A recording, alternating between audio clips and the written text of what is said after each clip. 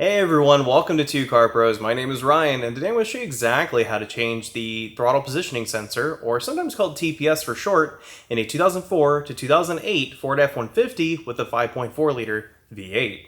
Replacing the sensor typically fixes trouble code P2106 and P2135. Those are both trouble codes that basically say the voltage between A and B on the throttle positioning sensor is not agreeing with what the throttle pedal is seeing. Most of the time, the throttle positioning sensor, or TPS, is the culprit. If that doesn't fix it, then I would replace the throttle pedal itself inside of the truck. So this truck came into the shop with limp mode on, so the engine is protecting itself because it's not really sure what the throttle pedal is doing. So it's really essential to get the sensor switched out as quick as possible. Luckily, it's super easy, so let's jump into it. So before we do anything, let's go ahead and take the negative terminal off of the battery with an 8mm deep well or wrench. And go ahead and wiggle that off and then store it down in a way that it can't accidentally touch while we're working. So what I'm going to do first is take off the intake tube and the intake box. Now I know there's going to be a lot of people out there going, hey man, you don't need to do that. Well, I'm going to do this for instructional purposes. If you can get to the sensor without taking the intake off, then go right ahead. Just a 10mm bolt right here. And sometimes doing something that takes a little bit longer makes it actually easier in the long run. So just pull the tube out and set that aside. And then on the driver's side of the airbox, we're just going to pull back on the mass airflow sensor's safety to press the top of the connector and pull it off and store it down and away. And then on the passenger side, go ahead and remove this crank vent tube like that, set that aside. And then there's 4 of these funny looking bolts all together, 2 per side on the intake box itself. Just remove all 4. With a 10mm socket. With all 4 fasteners removed, we can go ahead and remove the actual intake box. And then before I do anything else, I like to take a nice clean towel. I like these microfiber ones because they don't leave any fuzzies behind. And we want to put that on the top of the throttle body just because that is a direct pull right into your engine and that could spell trouble. And just like the mass airflow sensor, we're going to lift up on this safety for the TPS and then push on the black part underneath it and wiggle the connector up and out of the way. Then we're going to take a T20 Torx, and you might notice that it is actually missing a fastener right here. So somebody's tried messing with this previously and it looks like they broke that fastener off. It is easy to break these fasteners because they are just little teeny tiny Torxes. So let's take this one out on the inboard side, and I'm sorry if it's difficult to see. All right, that's what the fastener looks like. There should be 2 of those, but clearly somebody messed up. And then we can just remove the TPS sensor like that. So here is our old unit we just took out. This is our new unit. Yes, they're very different looking. This is actually the updated 4th gen for this TPS that Ford has made. And it's a really nice unit. It should last a long time. Here is our part number, and I've left a link down below in the description. I do recommend getting Motorcraft part, and it comes with new fasteners as well. So let's go ahead and put it in. So you can see I had to kind of modify mine to get it to work, to get that other broken bolt out of there somebody had left in there. No, you aren't probably going to have to do that, but it is a good cautionary tale. And that's that these are very, very fragile fasteners, and they can break very easily. Luckily, putting the sensor back in is really easy. You just line it in on the peg like this and rotate it around until it fits on there. There we go. And then it'll index with a little hole on the throttle body. This little hole just right there. So that has this little slot, little groove, and that'll line up very nicely for us. And then we can replace our fastener. Again, I'm sorry if you can't see anything. It is quite dark and compact back here.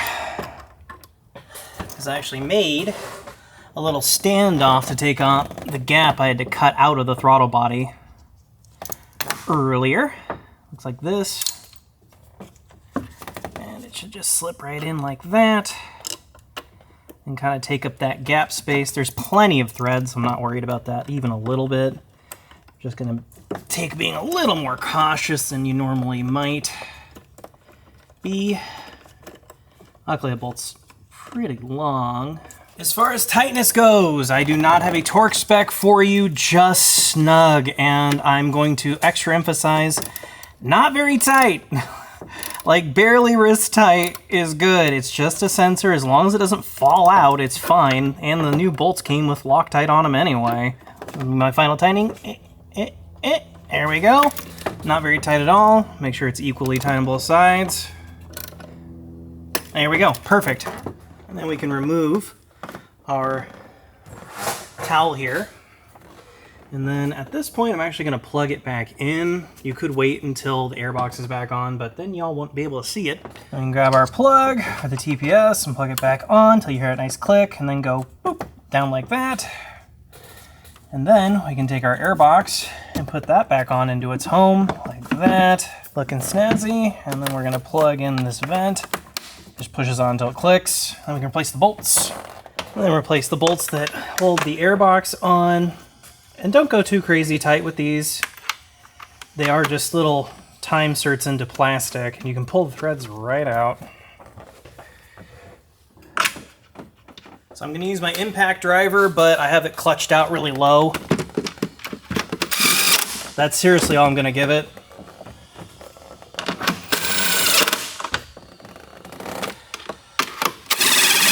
That's perfect. And then we're gonna plug our mass airflow sensor back in, like that, and then push the safety so it's nice and locked in place. And then we can just put the intake tube back on. Intake tube, absurdly easy. Just put this end into the fender, there's a big old hole, and then slide this into the intake box, and we can replace that bolt. Place our bolt here. Now, I don't think this is the stock bolt on my application, but this is how I got the truck, so put it back the way I found it. There we go, that looks really nice. Not very tight at all on the intake tube bolt. So this next part's pretty important. What we need to do is drain the PCM's capacitors or any kind of memory the computer is going to have about our old TPS. We basically want to force it to relearn, and that's going to help us avoid any kind of limp mode. I don't know if you have to do it exactly on this particular truck. Sometimes you can just put them in and you're good to go, but why chance it? So we're going to peel back the cover for the positive, grab our jumper cable, and I'm going to go ahead and attach it to the negative cable, making sure that this can't fall off, and then making sure that the negative can't touch the battery post. You can even put like a terry cloth like this on there or something, and then touch the positive side of the terminal with the jumper wire. Might see a spark, might not. Nope, perfectly fine. And we're gonna leave it here for a couple of minutes, and that's gonna drain all of the capacitors down and force the computer to relearn anew.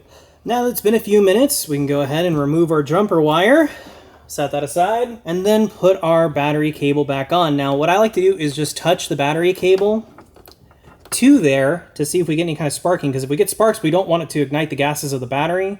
No sparks, we're perfectly good.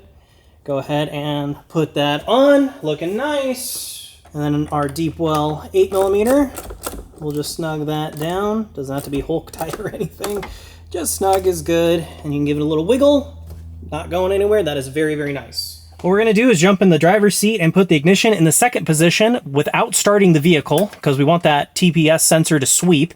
And usually, if you put the key in the ignition and turn it on like this, and you'll see all the gauges kind of move. Don't mind that, that's just a blend door actuator. That'll give the TPS enough time to kind of get a reference point. And we can go ahead and start the vehicle.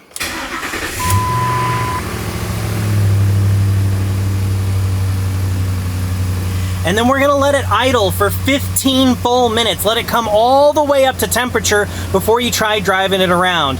And then that gives you a really nice base map of how the TPS should handle and shift points and things like that. And you don't need a sensor or scanner or anything. Look, the code even cleared itself. But if you haven't, if you still have a check engine light, then go ahead and clear those codes after that 15-minute period. Turn the vehicle off and then clear your codes like you normally would. But it looks like the computer, when I drained it, cleared its own codes. So that's pretty cool. Sometimes it does that, sometimes it doesn't. I can't speak for all instances of everything. So that's how to replace the throttle positioning sensor on a 2004, 2008 Ford F-150 with a 5.4. It is crazy easy, and you only need basically that one Torx tool and the 8mm deep well to take the battery terminal off. This is a very, very easy repair that you could do basically anywhere and is going to save you tons and tons of money. I've left links down below in the description to all the pertinent things you will need, including that sensor. This is totally something you are capable of doing rather than taking it to a mechanic or, heaven forbid, the dealer and them charging you hundreds of dollars to replace one sensor.